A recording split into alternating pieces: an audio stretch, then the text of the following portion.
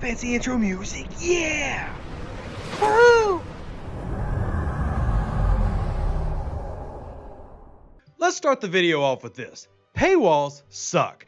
And as a player, you should complain about them because whether you're a free-to-play player, which means you'll never access it, or if you're a whale or a spender, that means that your arm is being forcibly twisted, making you spend it just to participate, going against the message that was laid out by the community manager several months ago that they wanted to focus on pay to progress instead of pay to play. Pay to progress simply meaning it was an optional thing where you could participate in some things, but you paid for more access. Whereas this is just a full-on straight paywall. There's literally no way to access this without spending moolah if you're also doing the standard ticket events. Now, the rare tickets, I can see some of the argument. We're saying, well, hey, rare ticket events are you save up uncommons and you participate in the rares if you want to. We'll talk about that a little bit later. The Prime is simply added on top of the rares, adding a further cost, which is essentially just adding a paywall, and we'll talk about that in the cost accrued as well. I have to point out that this is meant as feedback for the team. Have already actually had multiple conversations with multiple devs about this, and they are open to feedback. They want to hear it, and they realize that this is not launched extremely well. So it's not like we're telling them something they probably don't know. However, with this being a consistent theme of the game since we all started, it's one of those things where the great George W. said, fool me once, shame on you. Fool me twice, can't get fooled again. And I just feel like as the players continue to see these type of things coming into the game, it doesn't matter what reasons Scopely or Star Trek Fleet Command's dev team have for putting them out there, whether they're legitimate reasons or illegitimate reasons, the players are just sick of it. So I had a whale chewing me out yesterday, like, you've got to speak out against this. I hate being forced to spend. I want it to be an option where it improves my gameplay, not just to participate in an event. So that's what we're going to focus on today with these things like the Prime Directive. Now remember, this is running one more time. About 1 week from now, this and another set of rare ticket events will be running. So that means that you will see this exactly how it is displayed here. Now, we already have provided some feedback myself, Ultimate DJ, moderators. I'm sure I haven't asked any of them, but I'm sure they have. I provided feedback on some of this as well as y'all. And we'll talk about the ways that you can provide feedback in this video. However, we're still going to see this one again. I'm not going to make 2 complaint videos. We're going to burn them down with this one video, share this out with everybody. And if y'all agree, remember, comment, like, that's the type of stuff that gets it seen. So let's start with this. The Prime Directive was a dual event allowing you to choose follow or not follow, which essentially the only thing that changed was the end reward being an avatar or a frame. Now, I have no problem with that, to be honest. I have kind of fallen for the vanity thing. I'm not going to lie to y'all. I'm not going to pretend like I haven't. I really have kind of started to fall for the vanity items. So I kind of like getting it. And y'all saw I did get the poker chip because the first time they ran this, they gave it for free. Now, the next 2 times are not for free. And part of the feedback that I provided was, look, you should provide one of them. Like if there's 2 parts of the event, provide one for free and the second that you buy into. That way the incentive is to pay to complete both, not pay to participate at all. And that way you do have a little bit of, let's say you have those vanity players like myself, where you have to decide, do I get both of these? What do I do? How do I actually go through this process? Or do I just simply get left out and only have one of the options? And one of my recommendations was to actually take old avatars and old frames that we haven't had in months and place them up here to give you incentive to go after them. Because once you've already got the poker chip, why would I go after this again? Because let's be honest, 21 million dilithium and 76 uncommon gas as the top reward is not worth me paying 40 uncommon tickets, because that's what it costs. Now, I don't think my event store is still going to show the exchange rate. Oh, it is still here.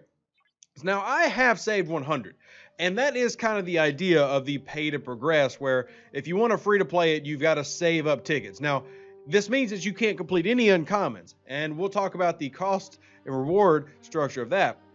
But if you look here, it's 4 to 1. So you need 44 days worth of uncommon events to be skipped to get 1 set of rare tickets, which then you could have exchanged those rare tickets for the Prime Directive tokens that would have let you participate in these events. Now, let's talk about the rewards of what you're getting. Now, are the rewards any good? Yes and no. This is the total rewards from the top, and this is 22 rare, had to get my arm out the way, and 76 uncommon, 21 million dilithium. Now, what I'm going to show you here, this is the total battle pass uncommon event rewards where they ran 13 tickets. This is all the dilithium that you got and the top milestones for there.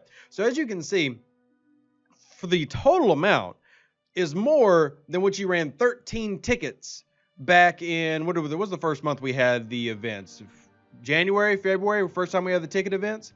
So you're getting more in this one Prime Directive run than you got in the original 13 uncommon runs. So value would seem to kind of be there where 4 is more than 13 would have been. So there's a little bit of value. However, this is essentially saying that you now needed 80. So you needed 8 days to complete both of these to get the tickets required. So you needed 80. And that is on top of the fact that there were regular ticket events that you wanted to probably participate in with your alliance. And there was also the rare events. We just simply had a deluge of events here that prevented us from really doing everything. It wasn't doable. Here's our regular ticket events here in the background. So is there value in the Prime Directives in terms of just pure, do they pay out? Yes, they do. However, when you compare it to the fact that you also had rares, like these right here, the Alliance contributions, which were paying out, which we still say is overvalued assignment refresh tokens. I do not expect to see these as highly touted in the future as they are currently now. But you wanted us to do a rare ticket, 40, Prime Directive 1, 40, Prime Directive 2, 40, 120. So I've actually saved up 100 tickets. I still would have been short if I wanted to complete everything yesterday. And that would have also stalled me out for a couple weeks ahead for the next time that the uncommon events roll out. Because if you remember on your calendar, you do have another set of uncommon events coming. And when the uncommon events come, you get 10 free tickets. I do compliment them on giving 10 free uncommon tickets. Appreciate it. However, if we go through the list of missions, this is all that's coming this month. So here's your Prime Directive, the 30th. We've got another set. So that's 20 rare tickets right here we need to complete, assuming they don't change. I don't expect to change by this one. The next time this comes around, hopefully we have change. But here's your rare tickets. So we got more rare tickets coming, more rare tickets, more rare tickets. So this is all in existence still with your standard ticket system right here. So not only are you expected to complete uncommons, but if you want to complete rares and prime, you have to save up for it. And that is where I run into an issue. I can understand if you locked half of it behind that progression wall, but it's not a reasonable assumption that players, free-to-play or Dolphins, are going to spend to do an extra rare ticket system, even if you believe the value is good. Because I'll be honest, the rare ticket value is not as good as the Prime Directive value because the Prime Directive is built around the whole refresh tokens, which most people agree are not that valuable. Now, another point that was brought up to me was that, well, hey, they give you 20 tickets in the Battle Pass. That coincided with today. And that would be right here. Yes, that's true. However, it's the Elite Battle Pass, which meant you had to spend $20. Now, considering everything you're getting, we can translate that as a spending a couple bucks. So that's not expensive. And I'll say, yes, there's value in that. I'll also say if you're an annoying person like me, I actually don't unlock my battle pass until the very end for 2 reasons. 1, I want to make sure I complete it. And 2, I like opening up everything at one time. So I'll get these 2 and maybe I'll participate in the next primes if the avatars are different. I'm not going to do it if I'm all getting dilithium because I'm okay in dilithium. I'm not super great, but I've got a bunch of tokens for research. So yes, you had this there, but that still required spending money to get it. $20 to get the Elite or the $100 Elite, either way. So no matter what, you were spending money to participate. And whether it's a small participation cost or a large one doesn't really matter. Pure pay to play is not what's wanted by the players in this game. I am okay with pay to progress. I understand games in the modern gaming era have to make money and microtransactions are how they do it. 82% of all digital gaming revenue a couple years ago came from free-to-play games like this. I get it. That's the business model. I'm not going to be one of those people who cries and say, change the entire business model of gaming. It's not going to happen. But what we can find is a happy balance for both of us, where you can pay to participate and pay to progress faster than a normal player, but everybody can still access to the same thing at all times. And that's the key. And there's some things in this game that need to eventually get like that.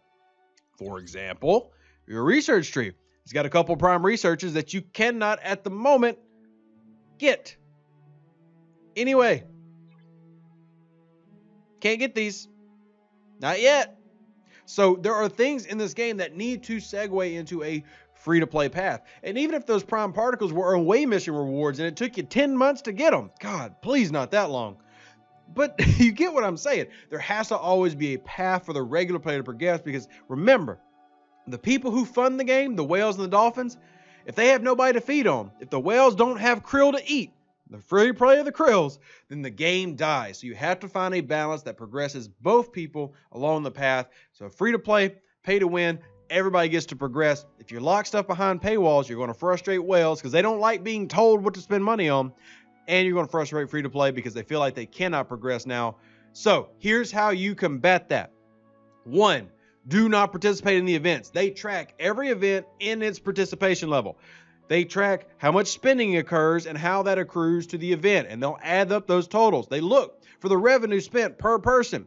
And if you're not spending on it, and you're not buying those tickets, and you're not participating, that drives down their metrics, which says, hey, probably shouldn't do this. Ever wonder why you haven't seen that ugly sarcophagus run 4 million more times? Exactly. So they do listen to the almighty dollar and listen to your voice and feedback. So number 1, don't do the event. Number 2, don't spend on the event. Number 3, blast their surveys, blast the comment section of this video, blast everything with, hey, we hate this, change it. And then finally, be kind and courteous with your feedback. Look, we can complain, but don't be a jerk, because that's not going to do anything but get your complaint thrown in the trash. So make sure when you send these complaints, you're thoughtful, respectful, and say, hey, we want to change it for this reason. And the more that you cry out, whether you're free to play, dolphin, whale, whatever, the more they are forced to listen, because at the end of the day, they want their jobs, and they don't have jobs if there's no game. And there's no game if we all quit. And if we all quit, we're playing something else. And if we're playing something else, Star Trek as a whole dies, and that's bad. Live long and prosper, everybody. Stay safe out there, Space Cowboys. Let me know what you think of the video in the comment section below. Like, support the channel. We'll catch you on the next one. Deuces. That's me. I would like to request to Scopely to add more Klingons to the game. That is what I was told to do, and so I am doing it. Which, you know, is not maybe the best thing as a leader to just do what you're told, but it seems like a good request to make, to add more Klingons. Everything is better with Klingons, am I right? I am right, because I'm a Klingon. Klingon mach tach judge! We are Klingons, let it remain. Alright, Laurel's on a roll today. She's very excited. An even better outro than the intro. Yeah! Woo!